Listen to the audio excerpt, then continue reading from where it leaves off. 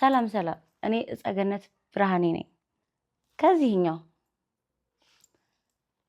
ወደዚህኛው ያሸጋገረኝን የቅድስት ድንግል ማርያም ልጅ የሆነውን ልዑል እግዚአብሔርን እያመሰገንን ፕሮግራማችንን እንጀምራለን። ይህ የኔ ትክክለኛ የዩቲዩብ አካውንት ነው።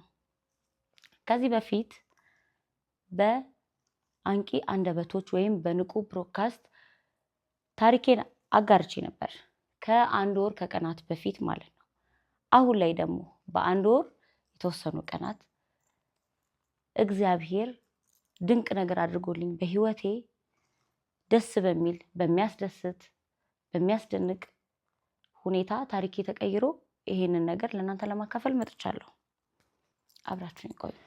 እንግዲህ ታሪኬ ከቀረበ በኋላ የተፈጠረው ይሄ ነው። በጣም ብዙ ስልኮች ተደውለውልኝ ነበረ። በጣም ብዙ ሰዎች አዋርተውኝ ነበረ። በጣም ብዙ ሰዎች በሐሳብ፣ በገንዘብ፣ በጉልበት፣ በጸሎት ከሁሉም በላይ የራሳቸውን ከኔ የከፋ ወይም ከኔ ተመሳሳይ የሆነ የህይወት ታሪካቸውን ያካፍሉኝ ሰዎች አሉና በእነሱ ታሪካቸውን ሲያካፍሉኝ የእነሱን ታሪክ በመስማት የበለጠ ብርታት አግኝቼ እንግዲህ እዚህ ጋር ደርሻለሁ። የተፈጠረው ነገር ምንድነው? አሁን ላይ እኔን ያጋጠመኝ ነገር ምንድነው? ብቻዬን አልጋዬ ላይ ትራሴ ላይ ለብዙ ጊዜ ለማንም ሳላወራው ለማንም ሳላካፍለው ታሪኬን አፍኜ በትራስ ተደብቄ ሳለቅስ ሳነባ የነበርኩበትን ያለፈ ታሪኬን ለእናንተ በማካፈሌ ህይወቴ ላይ የተፈጠረው ምንድነው? አሁን ላይ ምን እያደረግኩ ነው? ምንስ ላይ ደርሻለሁ የሚለውን ነገር አሁን እነግራችኋለሁ። ከአንዴም ሁለቴ አይታችሁታል ፕሮግራሜን። ከዛ በኋላ የተፈጠረው ነገር ምንድነው? ከመጀመሪያው ፕሮግራም በኋላ እናቴ ጋር ሄድኩኝ። እናቴን ፍለጋ ሄድኩኝ። እናቴን ከነበረችበት ቦታ ቀይራ ያው ለረፍት ወደ ገዳሙ ገብታ አግኝተናታል። ያንንም አይታችኋል። እዚሁ የኔ ቻናል ላይም አለ ቪዲዮ። ያላያችሁ ሰዎች ገብታችሁ ማየት ትችላላችሁ። ከዛ በኋላ የተፈጠረው ነገር ምንድነው ነው ለእናንተ ማካፈል የፈለኩት። ዋናው ነገር ይሄ ነው። ምንድነው የተፈጠረው? እናቴን አግኝቼ ከዝቋላ አቦ ገዳም ከተመለስኩኝ በኋላ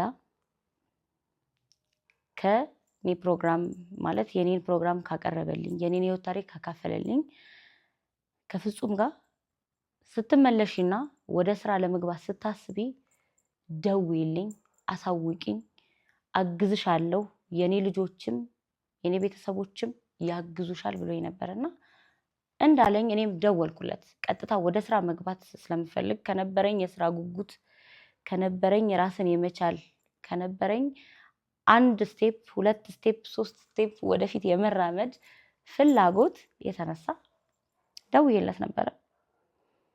አናገረኝ። ቀንም ቀጠሮ አልያዘልም። ማታ እንደገባው ነው ስደውልለት ጠዋት ወደ ኦፊሱ እንዲሄድ ድጋሚ የጋበዘኝ ማለት ነው። ሄድኩኝ፣ አወራን። መጀመሪያ የሚያናገረኝ ነገር ምንድነው?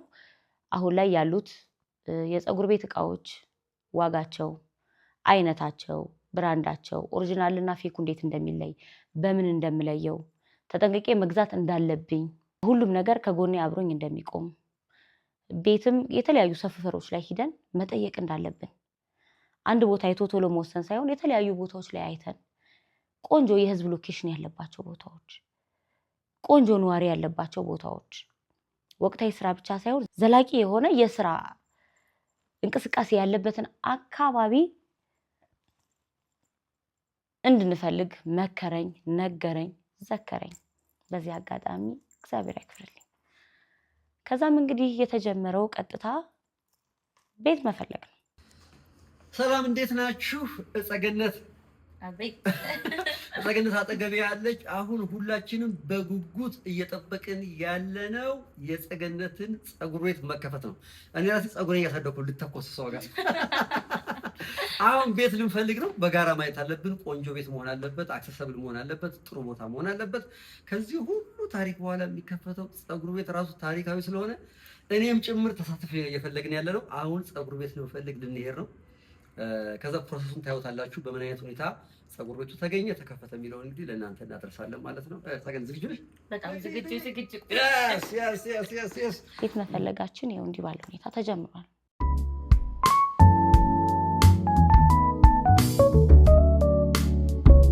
ከዛ በኋላ ቀጥታ እንግዲህ ፍጹም በራሱ ትራንስፖርት ወጪ እንዳላወጣ በራሱ መኪና ቤት መፈለግ ጀመርን ማለት ነው። መጀመሪያ ሰሚት ነው።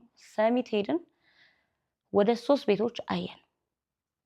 አንደኛው ከላይ ፀጉር ቤት አለው፣ ስለዚህ ከስር ድጋሚ ፀጉር ቤት አናከራይም አሉን። ሌላ ቤት ጠየቅን። ሌላኛውንም ቤት ስንጠይቅ ልክ እንደዚሁ ቆንጆ ቤት ነበረ። አስፋልት ዳር ነው፣ ሰሚት ፍየል ቤት አካባቢ ነው። ግን እሱም ባለቤቶቹ ኦልሞስት ከ3 ዓመት በላይ ትተውት የሉም ተባለን ቤቱን። ከዛ በኋላ ሌላ ቤት አየን። ውድ ዋጋ ጠሩልን። በጣም ውድ፣ በካሬ ነው የሚከራየው ተብለን ቱ ኤክስፔንሲቭ፣ የማይታሰብ ነው።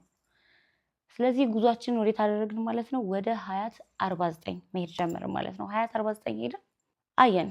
ከመስቀለኛ ጀምሮ መስቀለኛ አካባቢ መኪናውን ፓርክ አደረገ ፍጹም። ከዛ በኋላ ወረድን በእግራችን።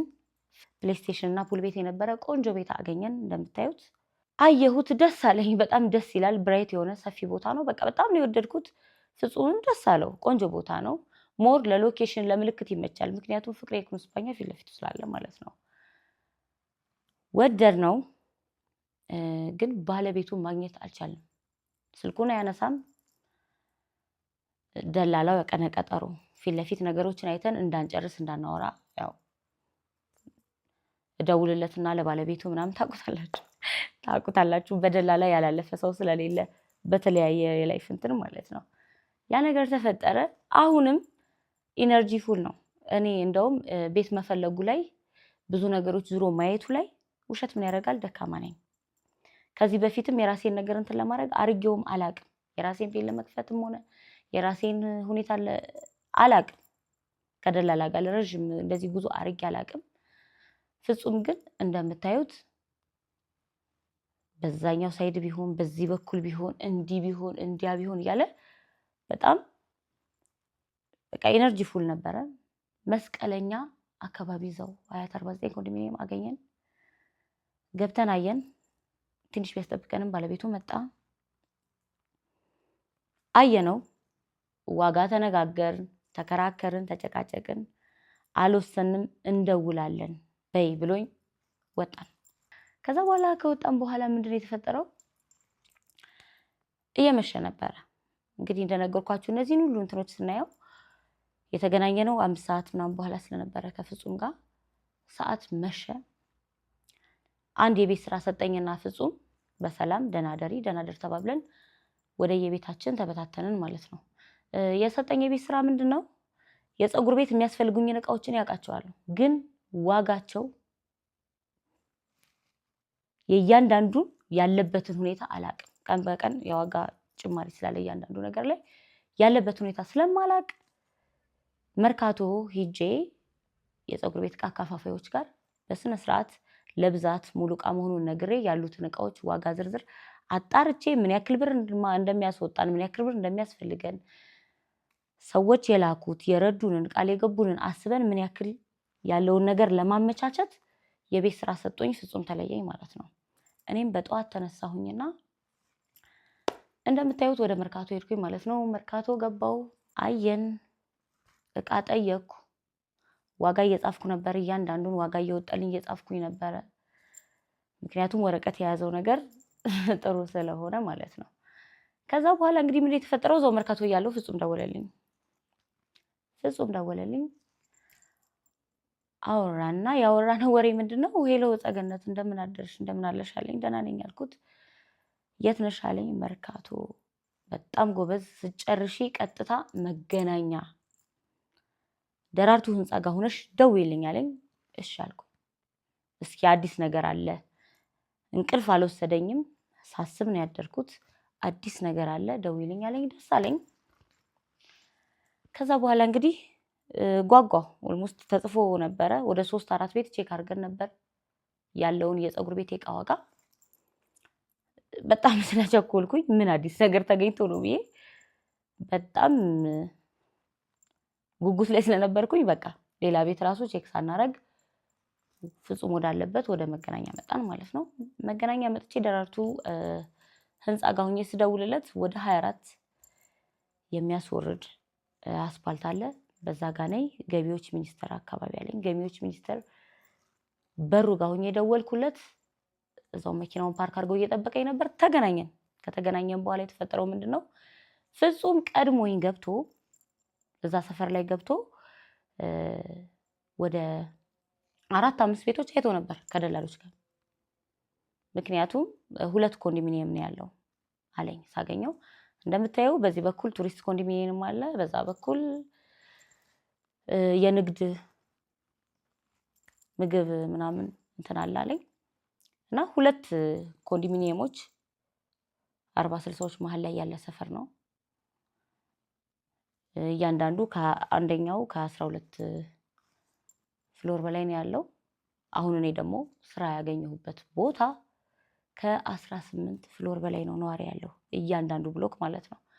ያንን አይቶ አጥንቶ ምን ብሎ ነውና እንቅልፍ ስለነሳኝ 2049 ቢሆን ለሰዎች የተለያየ ሰፈር ላይ ላሉ ሰዎች ሊርቅ ስለሚችል መገናኛ ግን ለሁሉም ሰፈር በብዛት አዲስ አበባ ላይ ላሉ ሰፈሮች አንዳንድ ታክሲ ስለሆነ ሰው ራቀን ረዘመብን ብሎ ቦታው የትራንስፖርት ሁኔታ አስቀረን ብሎ ሰው መምጣት የሚፈልግ ሰው እንዳይቀር በሚል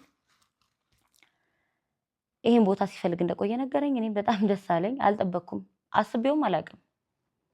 ይሄ ቤት መፈለግ ከጀመረ በኋላም ሀሳቡም የሰው እርዳታም ፕሮግራሙም ከሆነ በኋላ አስቤው አላውቅም ነው የነበረና በጣም ደስ አለኝ። ሳየው ምናምን በቃ በጣም ነው ደስ ያለኝ። ፈለግን፣ እግዚአብሔር የተመሰገነ ይሁን። ብዙ ቤቶች አይተናል፣ ግን እዚህኛው ቤት ላይ ወሰንን። እዚህኛው ቤት ላይ ወሰንን። ባለቤቱን የምናገኝበትን ነገር አመቻቹልን ደላላዎች። ከባለቤቱ ጋር ከተገናኘው በኋላ ፍጹም ያው ስራም ይበዛበታል፣ ወደ ራሱ ፕሮግራም ሄደ ማለት ነው።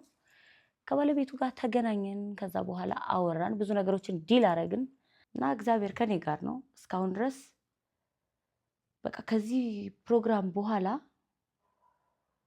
የሚያጋጥሙኝ ነገሮች ለኔ በጣም ጥሩ ናቸውና ከሱ ጋር አወራን። ያው ውድ ነው፣ መሀል ከተማ ላይ ነው እንደምታዩት፣ ሰፊና ቆንጆ ትልቅ የሆነ ቤት ነው እንዳያችሁትና የተወሰነ አወራን። መቀነስ ያለበትን ቀንስልኝ አቀንስልኝ። ታውቃላችሁ መቼም ተከራይታችሁ የኖራችሁ ሰዎች የምትኖሩ ሰዎች ብቻ የሆነ አወራንና ወሰንን። ከወሰንን በኋላ በማግስቱ ተቀጣጠርንና ግዴታ የክራይ ውል ማድረግ ስላለብን ለሱም ገንዘቡን መክፈል እኛም ቁልፋችንን መቀበል ስለነበረብን ከፍጹም ጋር ወሰንን። ወደሽዋለሁ የቤቱን አለኝ። አዎ አልኩኝ።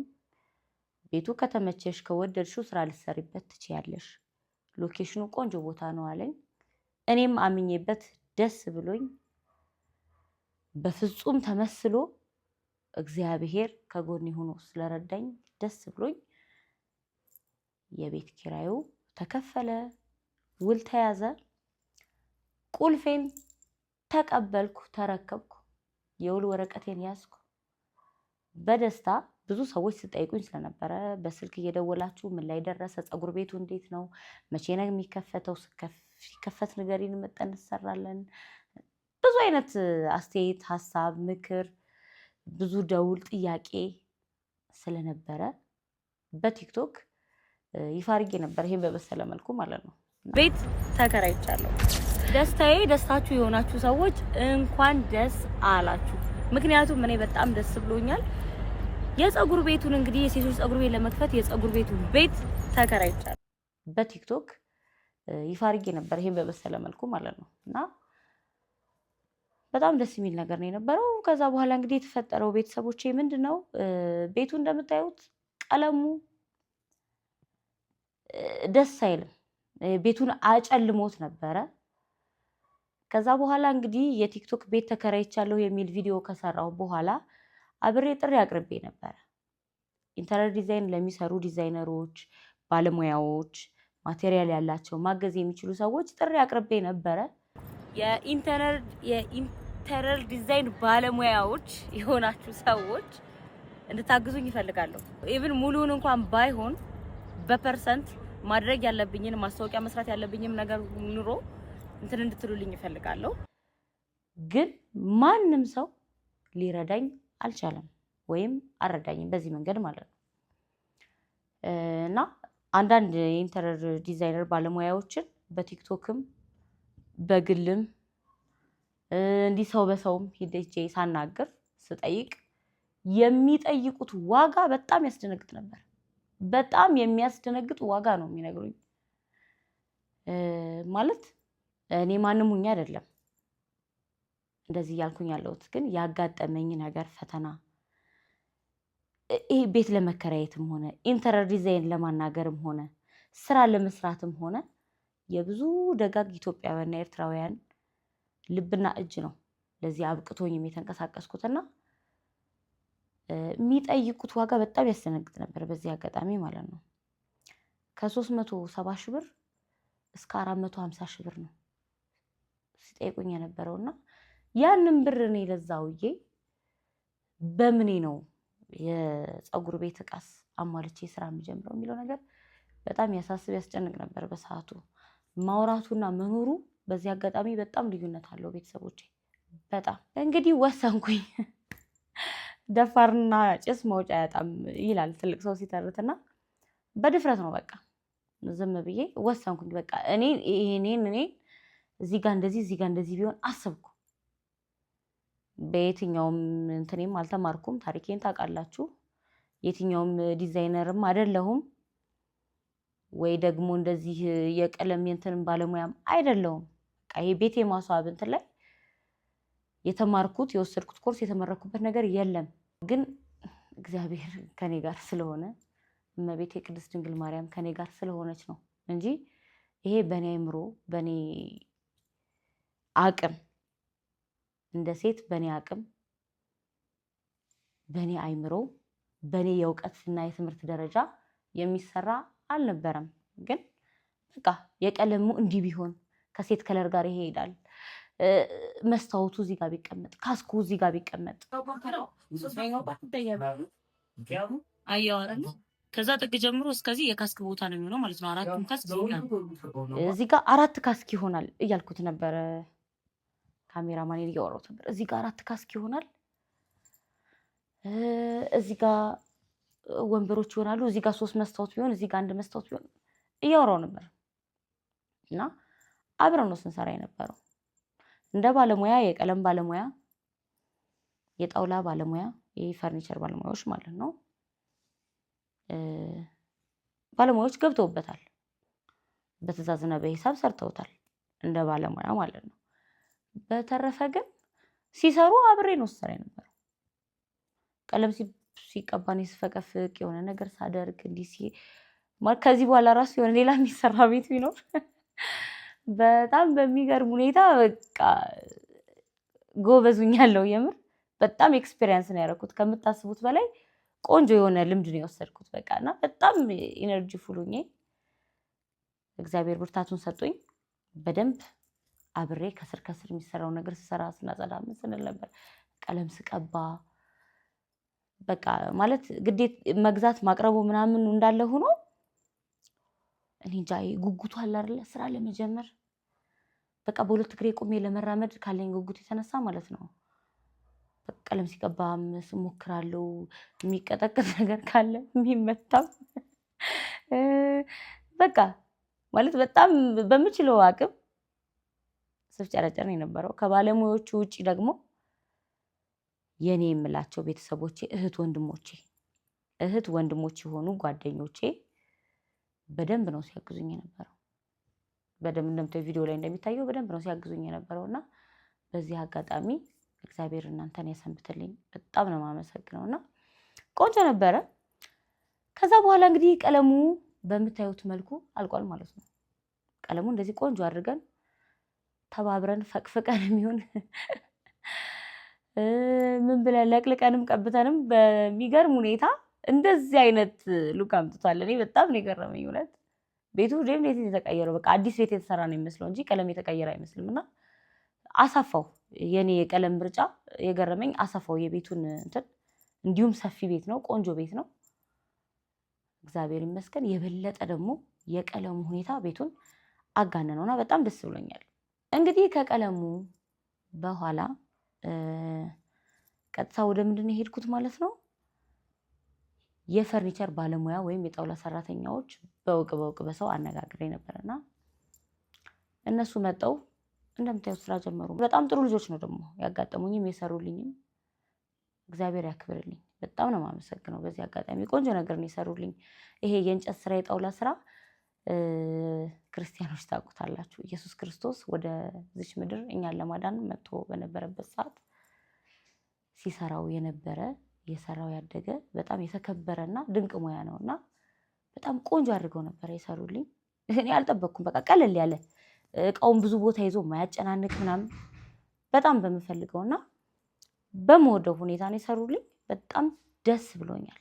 በጣም ከምታስቡት በላይ። እንግዲህ ከዛ በኋላ ምንድነው የተፈጠረው? ይሄ ፊኒሺንጉ የምትለጣጠፈው የስቲከሩ ምናምን ሁኔታ በቃ ራሳችን ነበር ተፍተፍ ያልን የነበረው። በቃ ጓደኞቼ እየተባበሩኝ እዚህ ጋር ቀለም የቀባልኝ ልጅም እያያችሁት ከሆነ በጣም የፊኒሺንግ የቀለም ባለሙያ ነው፣ ግን እየሰራልኝ የነበረውና በሚገርም ሁኔታ አብረን ተጋግዘን ነው ስቲከሩንም ስለጣጥፍ ፊኒሺንግ የሚያሳምሩ ነገሮችን ስናደርግ የነበረው።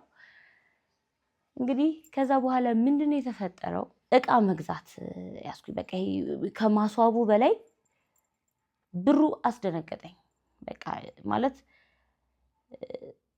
ያለኝ ሳንቲም ኃላፊነት ከባድ ነው። የቤተሰብ ኃላፊነት ከባድ ነው። የጓደኛ ኃላፊነት ከባድ ነው። እኔ እንደ ህዝብ ልጅ እኔ አሁን የእናንተ ልጅ ነኝና እንደ አንድ የህዝብ ልጅ በጣም ከባድ የሆነ ኃላፊነት ነበረ ላይ ያለው። የሚሰማኝም እንደዛ ነው የነበረው ነገር። እንቅልፍ ራሱ በስነ ስርዓት መተኛት አልቻልኩም። ይሄ ምንም ሳክስ አይደለም፣ ከልቤ ነው። በጣም ጭንቀት ውስጥ ነበርኩ። በ24 ሰዓት ውስጥ ወይ 5 ሰዓት ወይ 4 ሰዓት ነበር የምተኛው። አሁን ይሄን ቪዲዮ ራሱ እስከሚቀረጽበት ቀን ድረስ በደንብ የእንቅልፍ እጥረት አለብኝ። በደንብ እየተኛው አልነበረምና ከዛ በኋላ የተፈጠረው ነገር ምንድነው? እቃውን ብገዛ ይሻላል።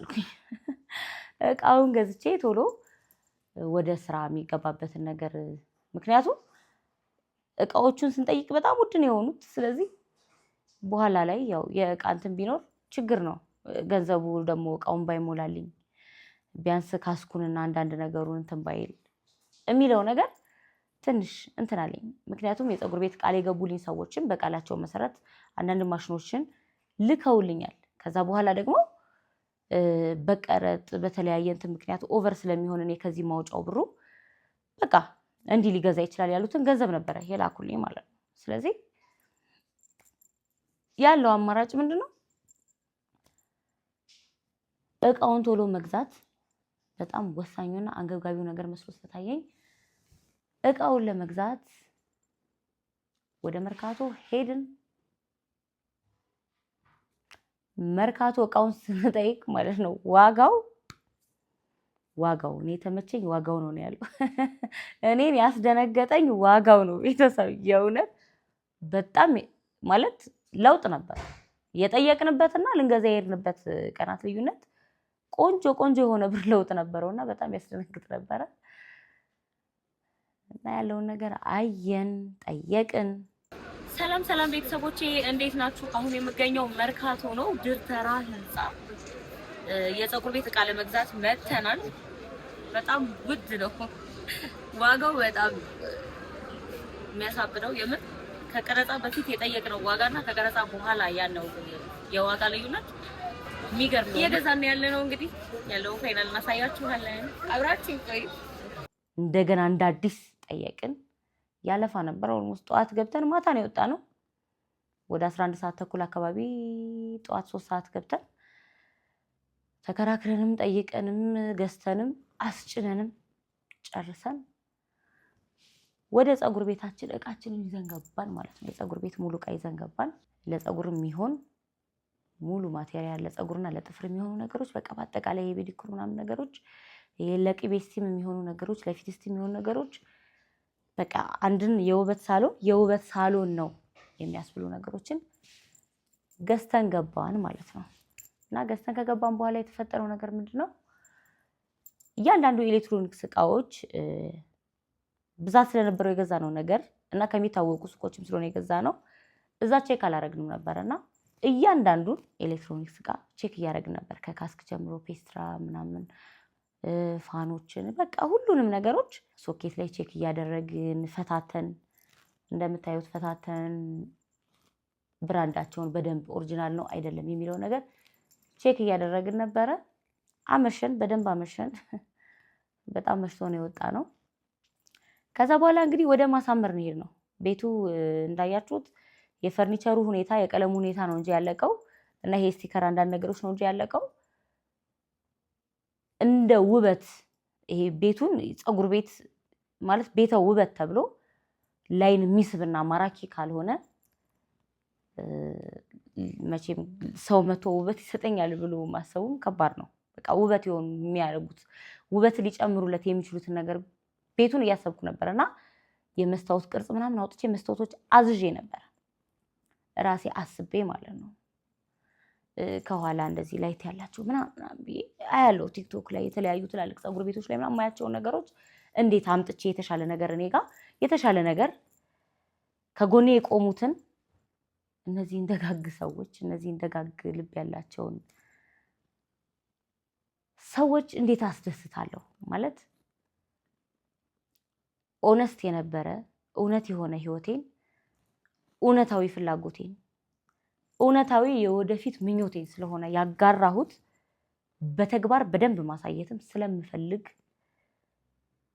ሲታይ ደግሞ ለሚያየው ሰው የሚያረካ የሚያስደስት ነገሮችን ስለማስብ ነበረ እንትን ስለነበረውና ቤተ ውበቱን እንግዲህ ለማስዋብ በጣም መስታወቶች ምናምን አዘን ነበረ።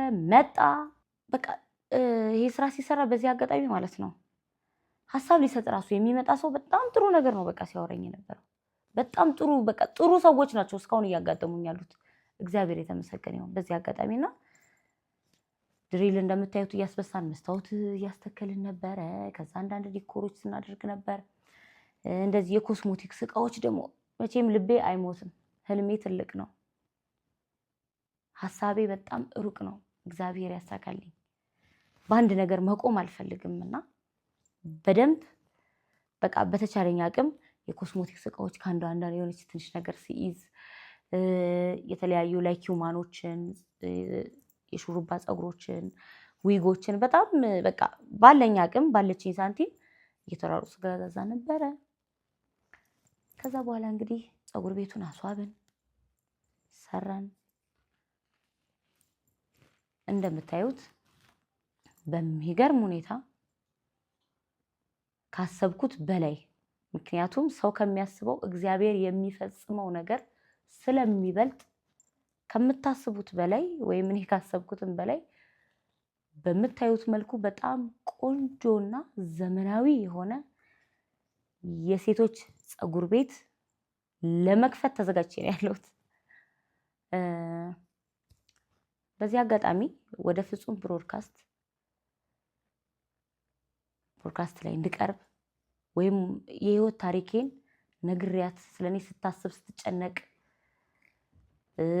ስትረዳኝ አይዞሽ ስትለኝም እየነበረች ወደ ፍጹምም እንድቀርብ ያደረገችኝ ታሪኬን ለእናንተ እንዳካፍል ብቻዬን ተደብቄ ከማልቀስ እሷ ፊት ከማልቀስ ወጥቼ እንደዚህ መፍትሄ እንዲመጣ እንደዚህ እፎይ እንድል እንደዚህ ነጭ ለብሼ ደስ ብሎኝ ቁጭ ብዬ እንዳወራችሁ ድፍረት ብርታት እህት እናት በቃ ወገን ሁና እንትን ያለችኝ ማለት እዚህ ደረጃ ላይ እንድበቃም ፍጹም ጋር እንድቀርብ የሚያደረገችኝ ትዕግስት የምትባል ሁሉም ሰው ወላጅ እናት አለው። ከወላጅ እናት በኋላ እግዚአብሔር የሰጠኝ እናቴ ትዕግስት ትባላለች። ይቺ ናት። በጣም ነው የምወዳት፣ በጣም ነው የማከብራት። እግዚአብሔር እድሜና ጤና ይስጥልኝ። እንዲሁም ደግሞ የድሮ ጎረቤቶቼ፣ የሰፈር ልጆች፣ የድሮ ሰፈር ልጆቼ እንዴት እንደማወራ አላቅም። ፍጹምን በጣም በትልቁ ፍጹምን ከሚገባው በላይ በአካባቢ ያሉ ሰዎች፣ ድንገት በአጋጣሚ በመንገድ ላይ ያገኙኝ ሰዎች በጣም ነው የማመሰግነው። እግዚአብሔር ያክብርልኝ። ይኸው ቤቴን ከፍቼ ለዚህ ወግ ማድረግ አብቅታችሁኛል። በመተባበር ከእግዚአብሔር በታች በጣም ነው የማመሰግነው። በዚህ አጋጣሚ ቤቴ የሚገኘው መሀል መገናኛ ደራርቱ ህንፃ ወደ 24 የሚያስወርደው አስፓልት ጋር ገቢዎች ሚኒስቴር ፊት ለፊት አንደኛ ፎቅ ላይ ብሎክ 6 ነው የምገኘው። ማኪባ የሴቶች የውበት ሳሎን መጠው ይሰሩ፣ ይመርቁ፣ ደንበኛ የሆኑ ቤተሰብ ይሆኑ እንላለን። ይሄን ዩቲዩብ ቻናል ሰብስክራይብ እያደረጋችሁ በዚህ አጋጣሚ ቤታችን የሚከፈተው ሐምሌ 1 ሲሆን የሚመረቀው ደግሞ ሐምሌ 5 ነው። የአቡነ ገብረ መንፈስ ቅዱስ ዓመታዊ ክብረ በዓል በሚሆንበት ቀን ማለት ነው። ስለዚህ ሁላችሁም ተጋብዛችኋል፣ እንዳትቀሩ። ወዳችኋለሁ። ባይ። እግዚአብሔር ያክብርልኝ።